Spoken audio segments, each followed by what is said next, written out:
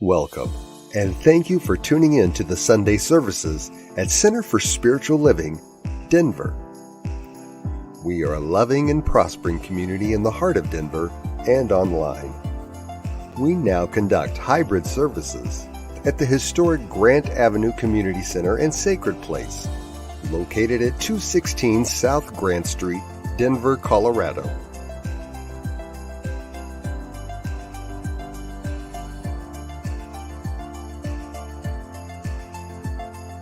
All are welcomed here. A place, space, and face of love. We are a spiritual community practicing universal principles that enrich our lives. We are grateful that you have blessed us with your presence. While online, we'd love to know you're watching with us. Feel free to leave a comment and let everyone appreciate you. With everything going on, life can feel overwhelming. CSL Denver wants you to know we are here for you. Please know that our practitioners are available for personal prayer work. Our licensed spiritual practitioners' names and phone numbers are available on our website at csldenver.org. Or if you have a prayer request, feel free to email it to info@csldenver.org. For your convenience, you'll find clickable links in the description of this broadcast. Rev. Elzia, along with all our guest speakers, practitioners, service coordinators, and musical inspirations, want you to know how truly grateful we are that you are with us today. Thank you for your continued support and participation in our services, workshops, and events, as well as providing financial contributions to our center. If you're interested in upcoming events and information, we send out weekly newsletters. Sign up by visiting www.csldenver.org. We deliver services in a hybrid format where we meet in person at 216 South Grant Street. We will also continue to live stream all services on Facebook and YouTube every Sunday. Find us on our respective channels as well as on New Thought Media Network. Again, thank you for your precious attention. Now prepare for engaging enlightenment.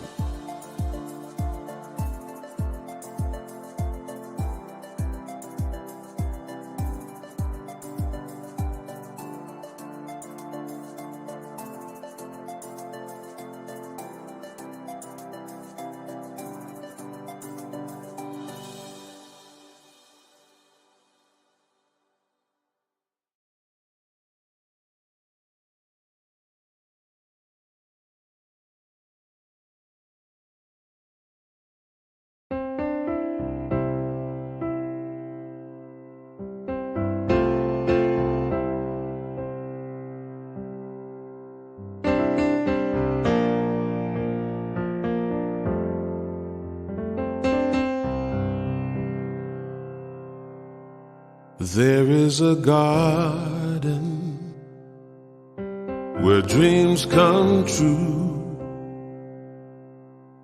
a beautiful garden where God's grace blooms. There is a garden where everything grows, a beautiful garden where love is sown. And in this place of light and love, you can have anything that you're dreaming of. There is a garden where dreams come true, a beautiful garden. That garden is you.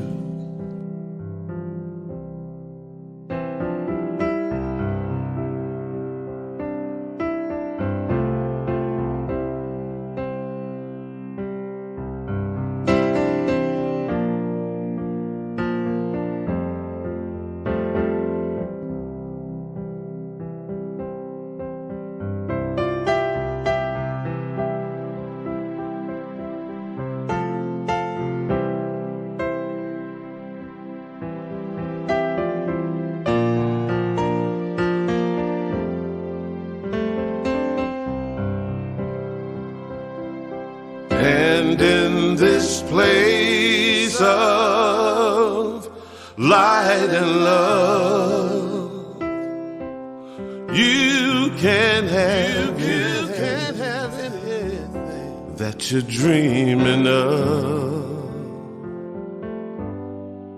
There is a garden where dreams come true, a beautiful garden. That garden is you.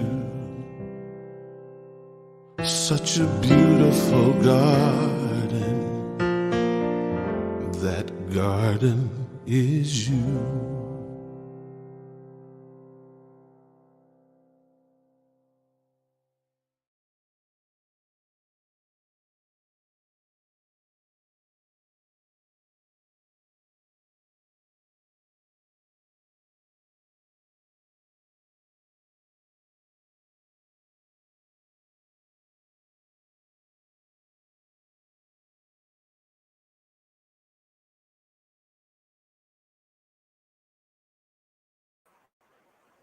I'm Bill Carlton, the practitioner here at CSL Denver Church, and I am grateful for the gifts that are mine to share with everyone. I invite you to be with me and close your eyes. Take a deep breath, releasing all the negative emotions, and just be present here in this worldwide essence that we have. We feel that oneness of God surrounding us, involved in this service, those who are watching, including everyone helping to present this service. Allow our total essence to be in gratitude for our individual power of balance in this world. We acknowledge and give thanks to all that has brought us here in this moment, for the light of life to be present for each of us. I release these words to the universe, knowing that they return to us tenfold.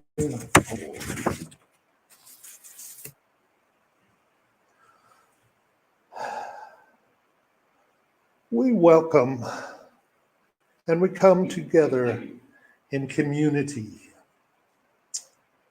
referenced as common unity.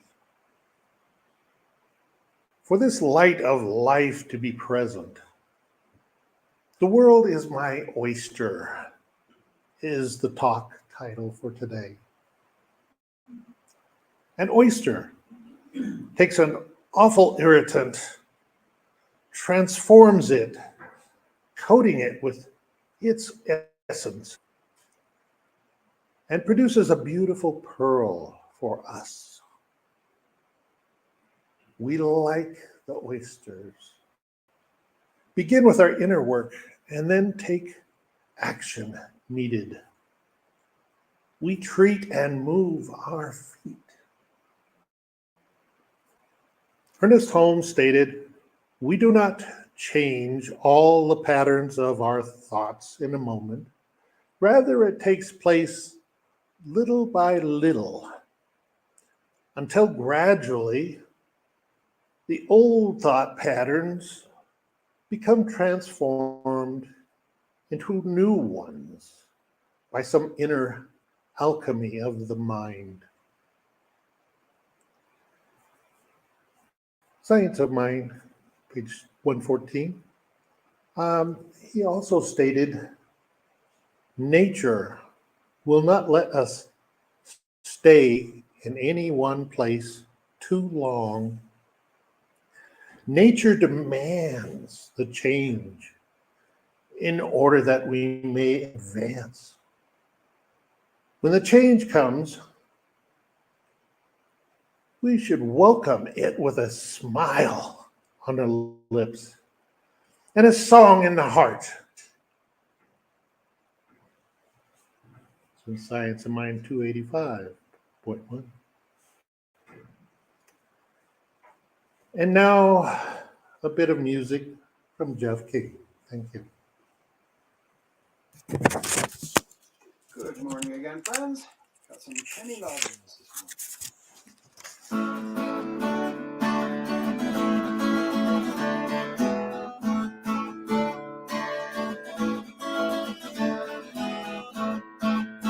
Where are the dreams that we once had? This is the time to bring them back. The word of promises, caught on the tips of our tongue. Do we forget or forgive? The whole of the ride, waiting to be lived. One day we're brave enough, talk with conviction of the heart.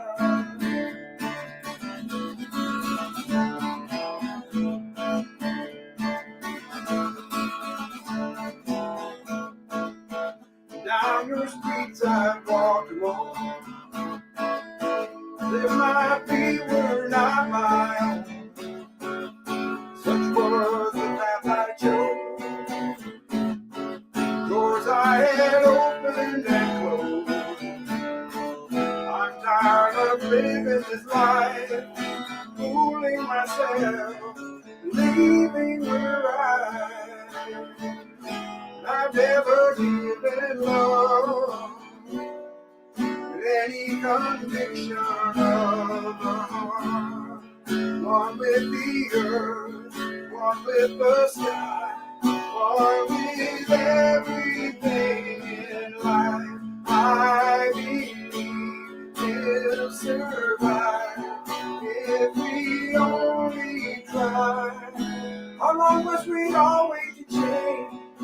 World bound in chains that we live. Know what it is to forgive and be forgiven.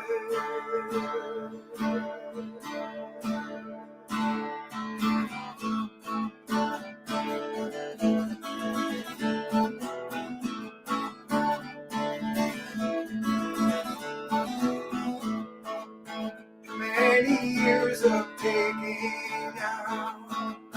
Isn't it time to stop somehow? Yeah, that's too angry free. Water our children can't drink. You've heard it hundreds of times. You say you're aware, believe and you care. But do you care enough? Where's your conviction of the heart?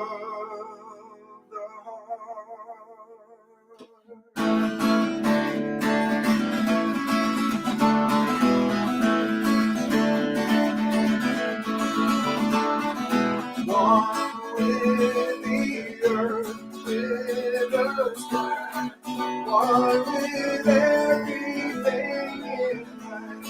I believe it will start with conviction of the heart. One with the earth, one with the sky, one with everything in life. I believe it is only gonna stop when we begin with some conviction of the heart.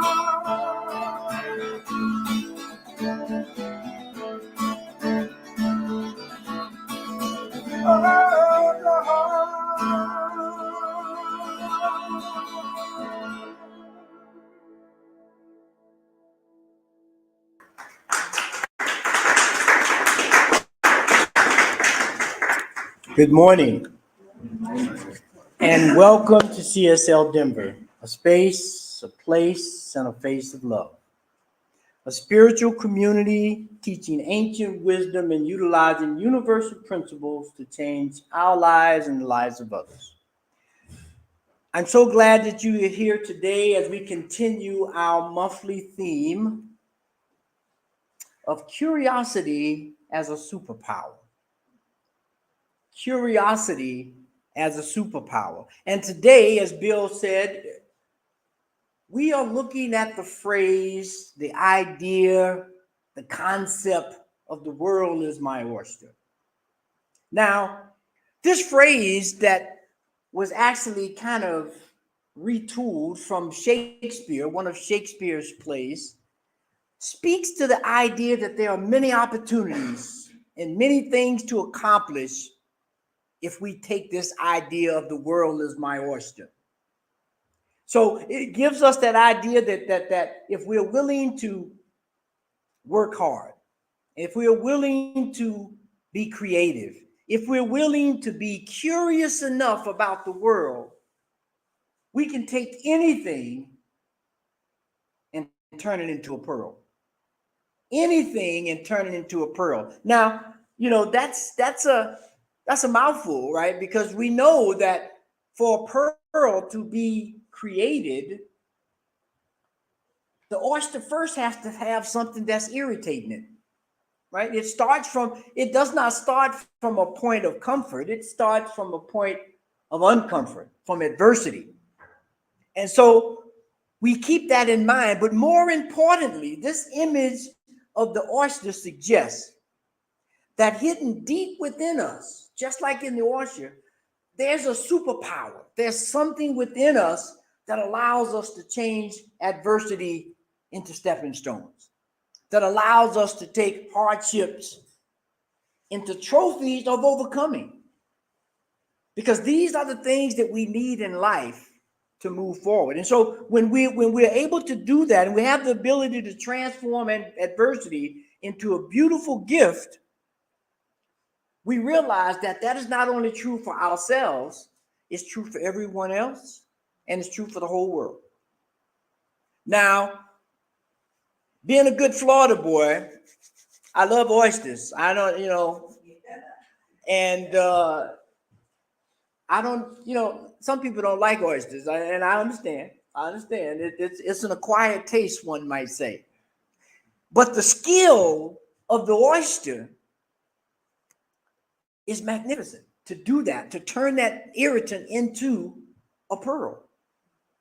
And so we must be willing to take this example, not eat it, although I do eat them. I just said that. I want to make that clear.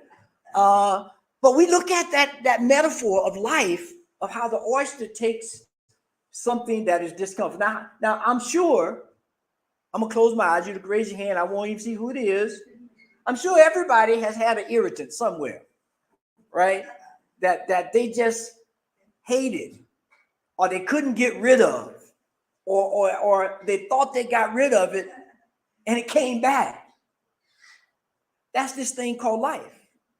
And so when we look at the world as my oyster, we get the chance to see that it's more than just turning irritants into pearls. It's also about having the irritant in the first place, right?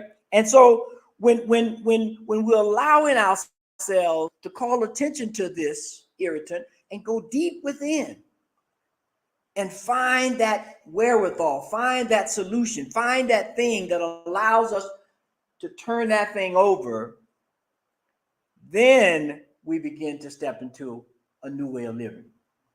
Because no longer do we walk around in fear of being irritated. No longer do we walk around trying to walk a line that's so straight that we stumble anyway, because I can't get my feet in front of one another. Right? So this oyster, here I go again with these oysters. You don't have oyster bait. You can have raw oysters. You can have baked oysters. These oysters can come in various varieties. I like horseradish and hot sauce and a captain's wafer cracker. I mean, you're talking about heaven. We're in heaven when that happens. But that's how we have to look at that. this oyster can be served many different ways. It can have different complements or condiments. But it provides us with an opportunity to look at our lives and look at the various opportunities, the various possibilities that we have. Now, to do this, we must begin with the inner work. We must begin with the inner work.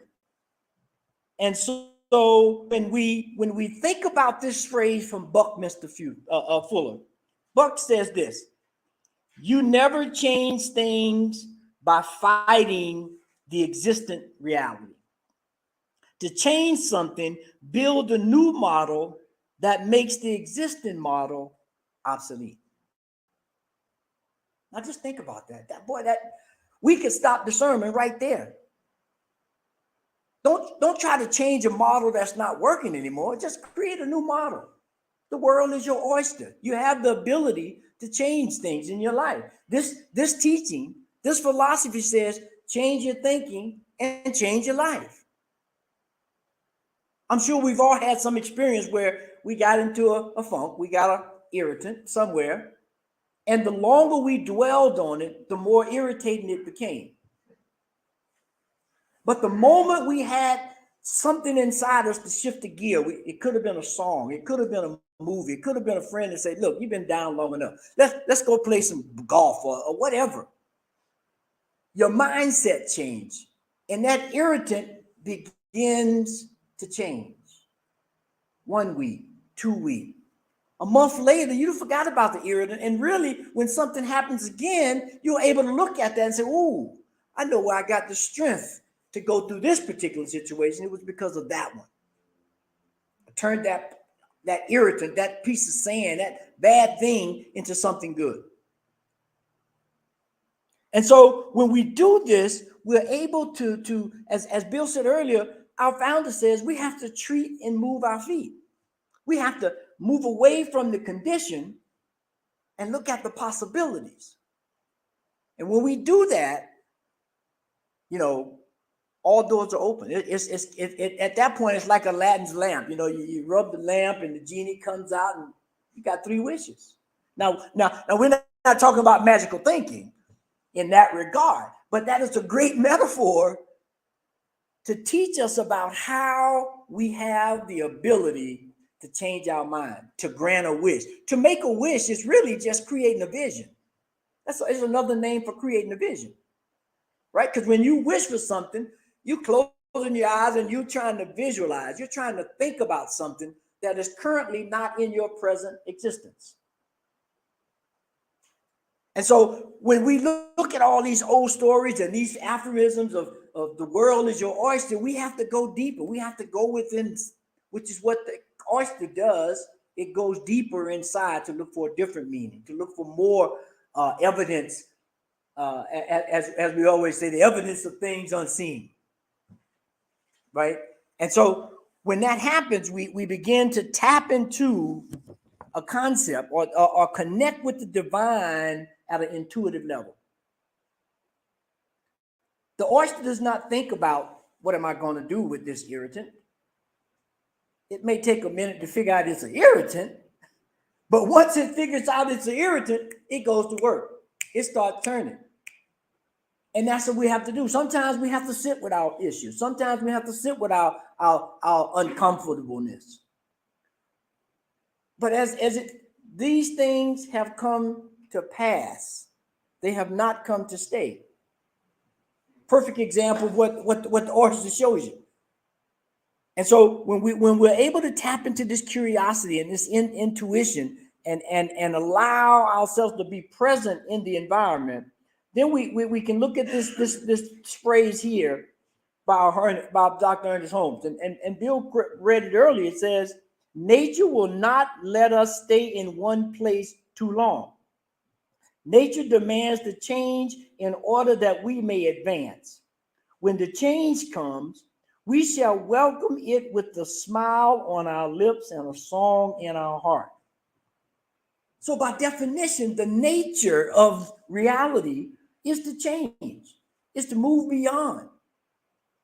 Imagine And I know, we have a lot of problem with this, with the technology now, in terms of it being overwhelming. Not that it's a bad thing, but it's just overwhelming. Too many texts, too many Twitters, too many, Instagrams, and a bunch of stuff I can't even pronounce because I don't even know it. But if we had not moved on from wiretaps, if we had not moved on from the Pony Express, we would not have this kind of technology where we can share this message all over the globe. We have guests today from Switzerland, from Hawaii. It's because nature has demanded us to change, whether we wanted to or not.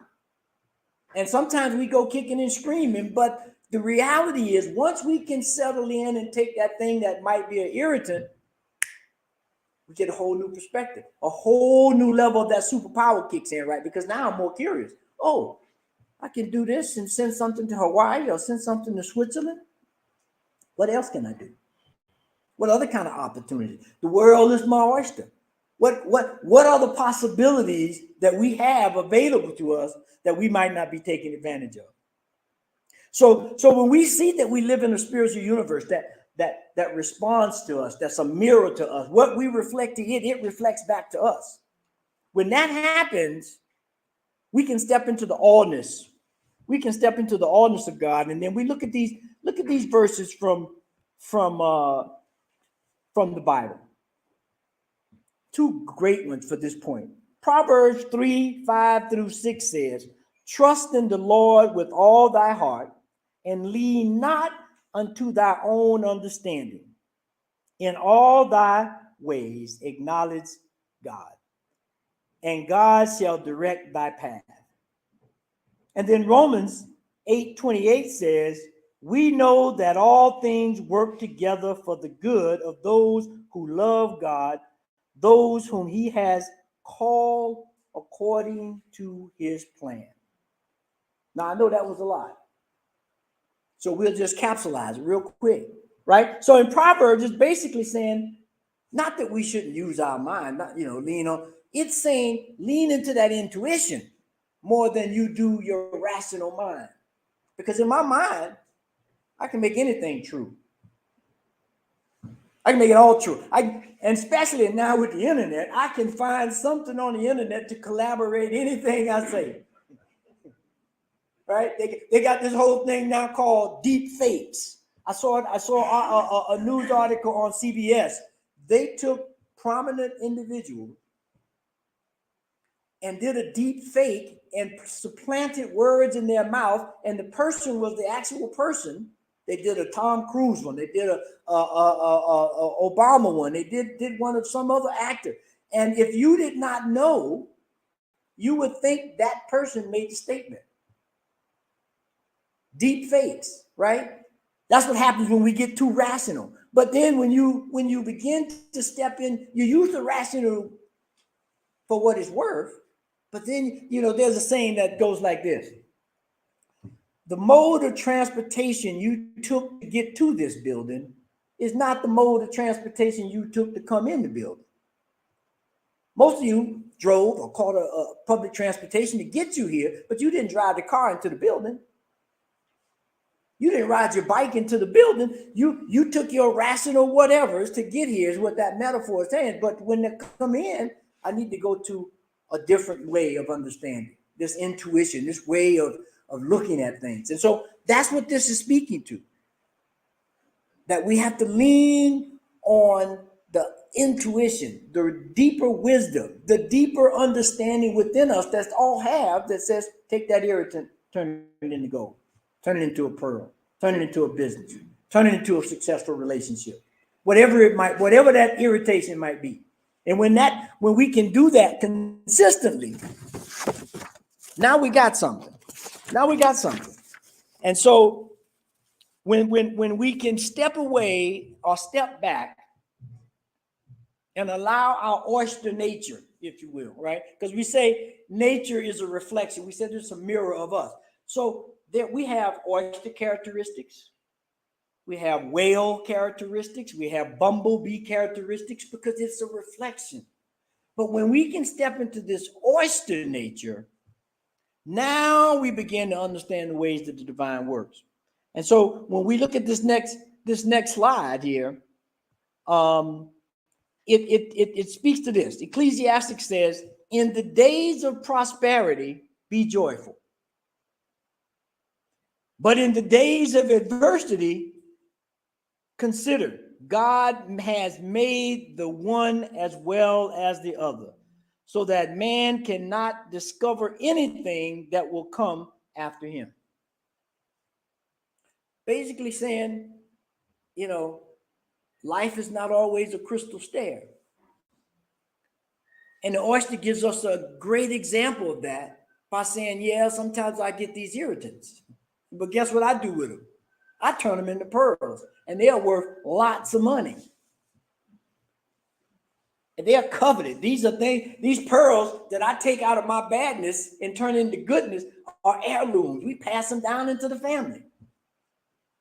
Now, what better concept, or what better pearl, if you will, to pass down to your family as a legacy of these ideas of how to live life, of how to take adversity and change it into something else, right? So now I want to give 3 things that we need if we're going to do that. If we're going to live like this, if we're going to embrace our oyster nature, there are 3 things that the oyster does that we have to just do it. Like the Nike thing, got to get a swoosh and just say, just do it. Right. So the first thing is this. Is that we have to be patient. We have to be. Now, that's a tough one sometimes. Because I get that irritant and I want to scratch, or I want to pull it out, and I want to get rid of it right away. But sometimes we have to sit with it. There's a verse that says, trust in the Lord and wait. Trust in the Lord and wait. So that's another way of saying patient. And so when we look at this statement from Maya Angelou says this: you may encounter many defeats, but you must never be defeated. In fact, it may be necessary to encounter the defeats so you can know who you are, what you can rise from, how you can still come out of it. That's what patience is. That's what patience is, to be able to sit with something, to learn from it, to move through it. And so then when we look at our oyster, right, it can take anywhere from 6 months to 4 years to create a pearl. And I know without even saying, what the variation or the difference is between the 6 month pearl and the 4 year pearl. That 4 year pearl is the mother pearl. It is worth lots of money, real smooth, has different colors or variations, because it has been patient enough to sit with that thing that it did not want and make it something valuable to itself. That's what we have. That's what we're called to do. But we can only do that through patience. We have to be patient. And then my phone and my tablet and my computer, patience is something in short supply. It's in short supply, because as soon as my phone, I cut it off, because as soon as it buzzes, I want to see what it is. This is a news feed. Is it my wife? Is it my kids? Did I win the lotto? What's going on? Why is this thing buzzing at me? But sometimes we have to be patient, so I just have to cut it off. And believe me, if anybody knows me, from the time I was born, I have been 100% energy at 1,000 watts per day, every day. And so I know I have to turn off. I have to be patient, because my mind will just keep going. So when we can step into the patience and step into our oyster nature, if you will, we get the opportunity to start turning these things into pearls. Now, the second thing is almost as hard, if not harder, than the patience. It takes time. It just takes time. There's a verse in the Quran that goes like this. And the name of that chapter, is called time. And it says, verily, by the token of time, man is at loss, except those who come together in truth, patience, and consistency. Truth, patience, and consistency. And that's just time. Patience and time are like, like yin and yang. They're on the same wheel. One goes with the other. And so when we're able to step into that and realize what that really means, this quote from Booker T. Washington. We're still in Black History Month, and Booker T. Washington was a great African-American hero. He says this: success is to be measured not so much by the position that you have risen in life as by the obstacles which you have overcome. That's a measure of success. And that's what time does. That's what you do with time. You take your time and make sure, I'm not taking the shortcuts. How many of us have taken shortcuts that turn out to be the long cut? And we look back and say, boy, was I smart. Not so much, right? Because there are no shortcuts. Now, there are ways to increase a situation by putting it in a better environment, right? We right now we have these, but there's a cost. I want to say that before I even go here. There's a cost. I'm sure everybody goes in the grocery store and they see hothouse tomatoes. Hothouse tomatoes are grown in a greenhouse with a grow light, and they grow fast, and and hot. But the taste of a tomato that's grown outside organically, if you will, and one that's grown in a hothouse, they're both tomatoes, and you can get them from the same variety of seeds, but the taste is going to be a little different. It'll grow faster. I can get them to the market faster, but the taste is going to be a little different. I can sell them for cheaper, but the taste is going to be a little different. Because there are no shortcuts. We can make some adjustments to enhance things, but there's no shortcut. It takes 9 months for a baby to be born, and there are no shortcuts. If there are shortcuts, there are problems. And so when we step into that time factor, now we're moving in a way that allows us to slow down a bit. That gives us the patience. I got my watch on. My dad used to always tell me, sometimes you need to take that watch off, boy. Because it's always a reminder that I'm too early, too late, or right on time. And all of it's just a figment of your mind. So how do we begin to step into this oyster nature of being patient and allowing time to do what it needs to do? The way we do that is by this third point, and that is focus. Focus. Right now, the sun is shining bright here in Colorado, and it's a beautiful day. And that, you need to put some sunblock on and so forth in the sun, maybe my shades, because it's very diffused. But if I take a magnifying glass and take that diffused sun and focus it down on this paper that I got my talk written on, this thing will burn up. It'll catch on fire for being focused, for allowing this thing that's everywhere present, i.e. God, spirit, the thing itself, however you want to call it, if I take it and focus it, it gives me a whole nother perspective, gives me a whole nother way of living life. And both are valid, the diffused and the focus. But when we want something to happen in a certain type of way, we focus. And by doing that, we become like the magnifying glass, like the oyster, we become a conduit for change. We become a conduit for change. I'm sure everybody's heard, be the change you wish to see. This is how you do it. This is what it means. If you take it and put it in some practical, it's focus, right? And so when we look at this this next slide here, it really captures Helen Keller. I'm sure some of you or all of you may have heard of Helen Keller. Blind from birth, did some amazing things. And this is what she said. When one door of happiness closes, another opens. But often we look so long at the closed door that we do not see the one which has been opened for us.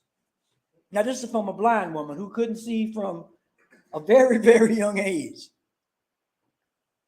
She tapped into her intuition. She took an irritant of not being able to see like we are and realize and understand that doors are open and doors are closed and things are happening, but are you focused on the wrong thing, or are you focused at all? That's the question. Are you focused at all? Forget about the right or the wrong door. That's what we need here. So don't ignore adversity or make excuses. Begin working on it and allow it to spark your curiosity. Excuse me. So that you can see the greater possibilities.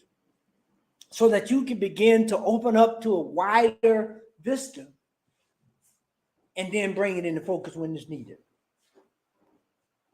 That's when the world truly becomes your oyster.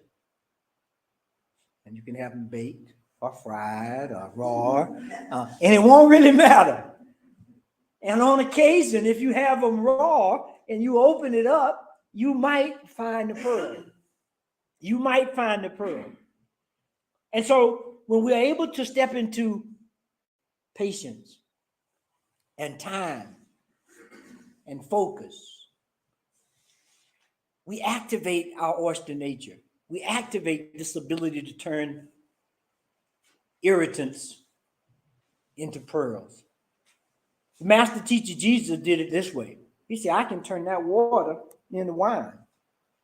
Same concept, little different application, but the same concept. It's to turn something that has some value at some point, but now it needs to be transformed into something else to fit another purpose, to fit another cause, to fit another reason. And when we do that, we're stepping in a way that allows us to be more than we ever thought we could be. And so to sum up this whole idea, Bill gave us that prelude in his opening. It says, we do not change all the patterns of our thoughts in a moment. Rather, it takes place little by little until gradually the old thought patterns become transformed into new ones by some inner alchemy, by some inner thing that turns that sand into pearls. This is from Dr. Holmes. And so that's just, as the saying goes, by the yard is hard, but inch by inch, anything's a cinch. Anything's essential. We just take it inch by inch. And so that's how we embrace our oyster nature. That's how we move forward in life so that we are productive, so that we are happy, so that we are building community where everybody gets the chance to create their own pearl. And so if we step into that, we think about, as always, when we're here, we have calls to action. We take these ideas, we take these concepts, these metaphors, these things that allow us to look at life different, to activate that curiosity superpower, and then we step into a call to action. So when we look at our call to action, before we do that, I want to say, we're talking about a genius and an oyster pearler, transformer, adversity person. There's this guy named Walt Disney. Y'all ever hear of that guy? You ever hear Walt? Like I said, I'm from Florida. I remember when Orlando was an orange grove. That's all it was. My relatives lived just a little south of Orlando, and we used to drive from Tallahassee down to Sebring, Florida. And as far as I could see, and as a kid, I was amazed. As far as I could see, on both sides was just citrus fruits, kumquats, oranges, tangerines, tangelos, grapefruits, lemons, lime. I mean, really, as far as you could see. Walt Disney came in there and made a change. And so he said this: all the adversity I've had in my life, all my troubles and obstacles have strengthened me. You may not realize it when it happens, but a kick in the teeth may be the best thing in the world for you. And if you want to read a story to understand this, read Walt's story, because he had a couple of failures before he got the mouse in gear. And so now when we look at that and we take the call to action for this week, and we look at these 2 points. This week, spend some time in meditation and bring to the surface that which is causing you discomfort. Don't hide from it. Don't run from it. Call it up. Look at it. Figure it out. And then once you do that, practice stepping into your intuition to transform the sand in your life. Whatever that discomfort is, whatever that thing is, spend some time in intuition, thinking about it, and try to transform it. And you don't have to do it tomorrow, i.e. the transformation. You do have to do the meditation, right? Even do that maybe today. But the transformation part, we already know it's a step-by-step, inch-by-inch kind of thing. And the thing that really hits home is that, have you ever been doing something that's a little bit, and then all of a sudden, boom, you get a breakthrough? That's how it happens.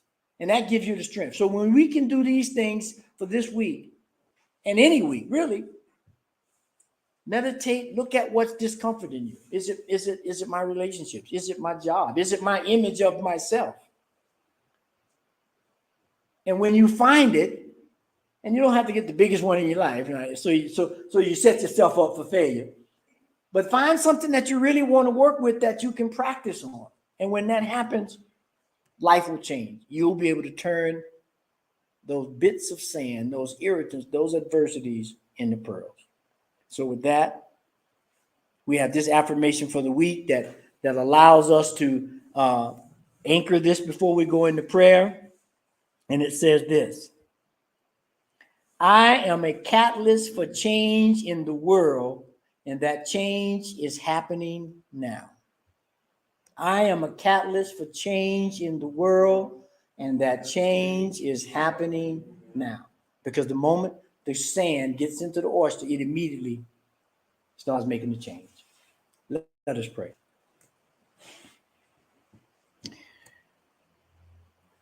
So we take this moment right here in just pure silence and creativity. That moment where patience and time and focus comes together as an infinite mind that has the opportunity to do all things. That divine presence that goes by many names, that is called on in many religions and is activated in many cultures. We call that forth right now to give us this internal power of transformation. This power that allows us to take things that seem unwanted or unneeded or just a plain old irritant and turn it into something that's grand, that's glorious, that benefits all. So we lean on the everlasting arm of God, however you perceive it, so that it can activate in us our oyster nature, our ability to transform, our ability to be more than we ever thought we could be. And I know that to be true not only for myself, but for everyone in this room and all those that may be online and those who may see this recording later.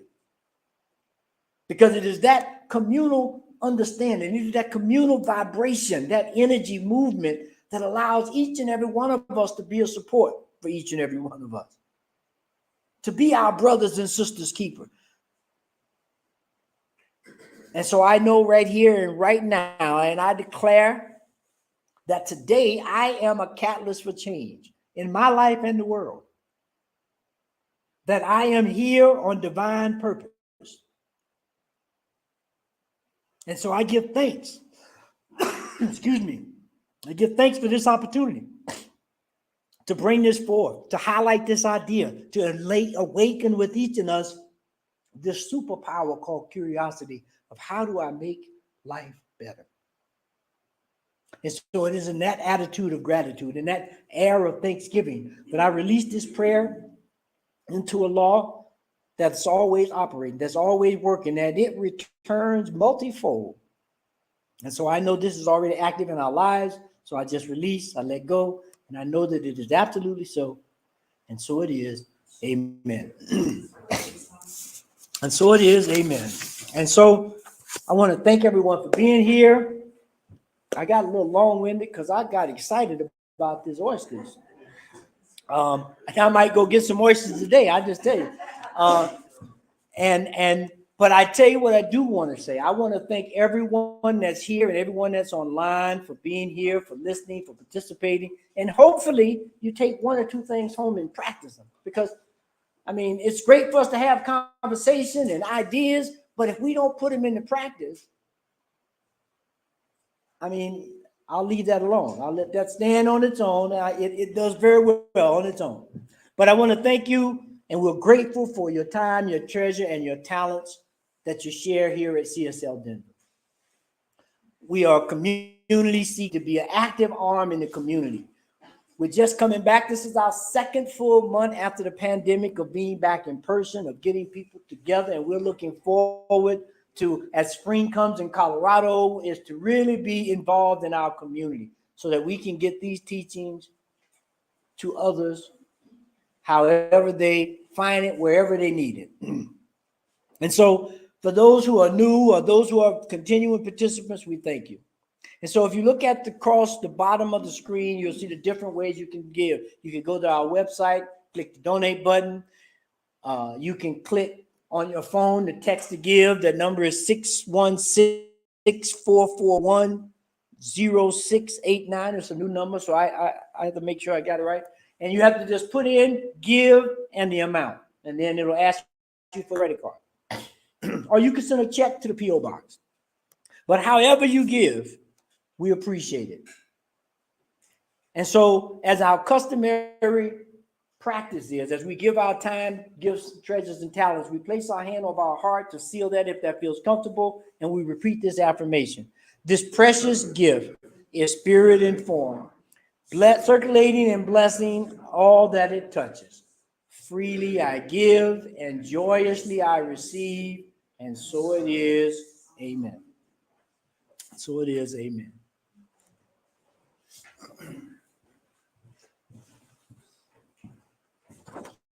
You have just a few announcements. As Reverend Elzia announced, we have been meeting full-time every Sunday in person and online and Facebook and YouTube. So join us whenever you want, either online or here in person. We'd love to have you here in person, obviously. And we will have a fellowship afterwards. We've got coffee, tea, cookies. I know that Daniel's having a meetup group over at Momentum. Coffee method. Molecule. It's an M word somewhere in the neighborhood. See Daniel if you want to go afterwards. And if you would like to hear some good news of the world to affirm the good, we have a link on our Facebook page called And Now the Good News. This program is put together by New Thought Media Network and airs on Fridays at 5 p.m. Mountain Time, or you can watch these anytime during the week. Just go to the Center for Spiritual Living Denver Facebook page and click on any post that says, And Now the Good News. New Thought Media Network has over 40 hours of weekly broadcast programs, including prayer time at 8:15 a.m. and p.m. every day, Wisdom of the Mystics, and Finding the Joy in the Journey, along with New Thought Radio, to name just a few. They have also recently added prayer time in Spanish, as well as 40 Days to Love in both Spanish and English. We invite you to go to www.ntmedia.org and check out what they have. There's something for everybody. So welcome to 2023. It's Yeah, I'm just so happy that the sun is out and the ice has melted. That's just, you know, and I'm a native Coloradoan, so I'm pretty much over all the winter. So we know that as we move into this year and all the experiences that it holds, the divine beloved is guiding and loving each and every one of us. We so look forward to meeting in person every Sunday as well as online. And now we will have Chris Chickering as, I can't remember the name of the song, sorry. A prayer for who we really are.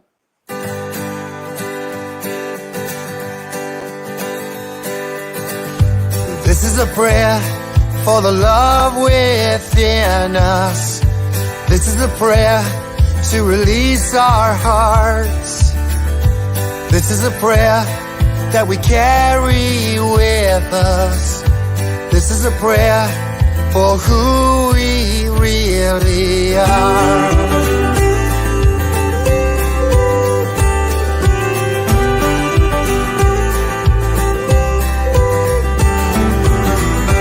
We are light, we are sunshine, we are what we believe. We are hope, we are promise of everything that's yet to be.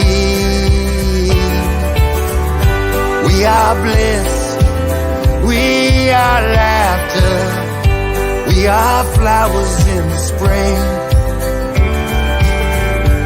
We are life, ever flowing, and these are the words that we will sing. This is a prayer for the love within us. This is a prayer to release our hearts. This is a prayer that we carry with us. This is a prayer for who we really are.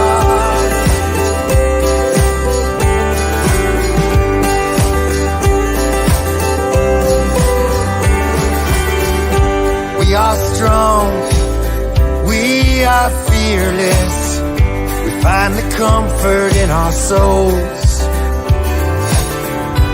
We are real, we are open to the destiny that's ours to hold. This is a prayer for the love within us. This is a prayer to release our hearts. This is a prayer that we carry with us. This is a prayer for who we really are.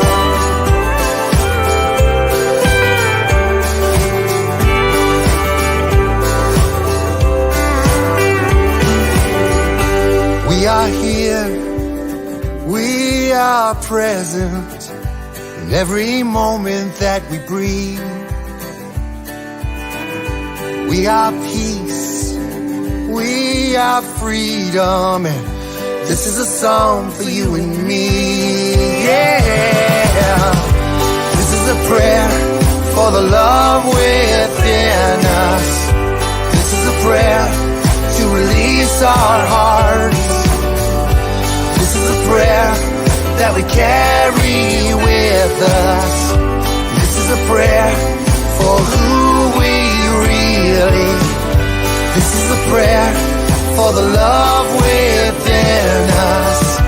This is a prayer to release our hearts. This is a prayer that we carry with us. This is a prayer for who